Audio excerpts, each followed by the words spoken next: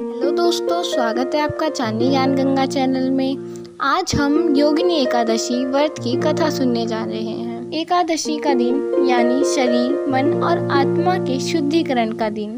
उपवास के माध्यम से भगवान श्री हरि के समीप निवास करने का दिन। ऐसा दिन जो आपके जीवन को अनेकों सौभाग्यों से परिपूर्ण कर सकता है।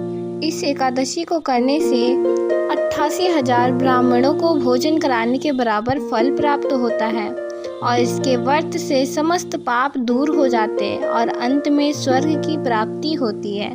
तो आइए प्रारंभ करें इसकी व्रत कथा। एक बार धर्मराज युधिष्ठिर कहने लगे कि हे भगवान, मैंने ज्येष्ठ शुक्ल एकादशी के व्रत का महात्म्य सुना। आप कृपया करके आषाढ़ कृष्ण एकादशी की कथा सुनाइए। इसका क्या नाम है, महात्म्य क्या है, यह भी बताइए।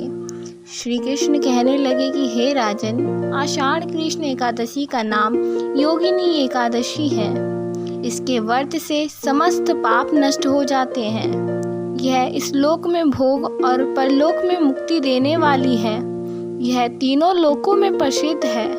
मैं तुमसे पुराणों में वर्णन की हुई कथा कहता हूँ, ध्यान पूर्वक सुनो।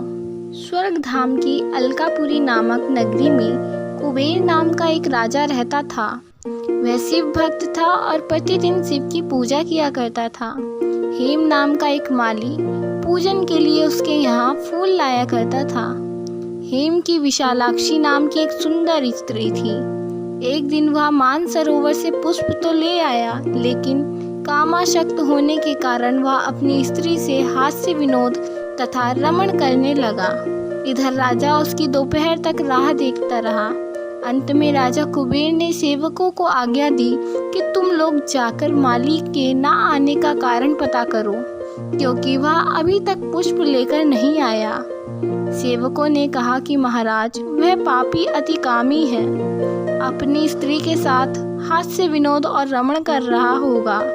यह सुनकर कुबेर ने क्रोधित होकर उसे बुलाया। हेम माली राजा के भय से कांपता हुआ उपस्थित हुआ। राजा कुबेर ने क्रोध में आकर कहा, अरे पापी, नीच, कामी, तूने मेरे परम पूजनीय ईश्वरों के ईश्वर श्री शिवजी महाराज का अनादर किया है। इसलिए मैं तुझे श्राप देता हूँ कि तू स्त्री का वियोग सहेगा और मृत्यु लोक में जाकर कोढ़ी होगा। कुबेर के शाप से हेम माली का स्वर्ग से पतन हो गया और वह उसी क्षण पृथ्वी पर गिर गया। भूतल पर आते ही उसके शरीर में श्वेत कोढ़ हो गया।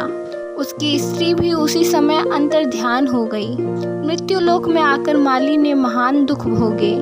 भयानक जंगल में जाकर बिना अन्न और जल के भटकता रहा। रात्रि को निद्रा भी नहीं आती थी, परंतु शिवजी की पूजा के प्रभाव से उसको पिछले जन्मों की स्मृति का ज्ञान अवश्य रहा।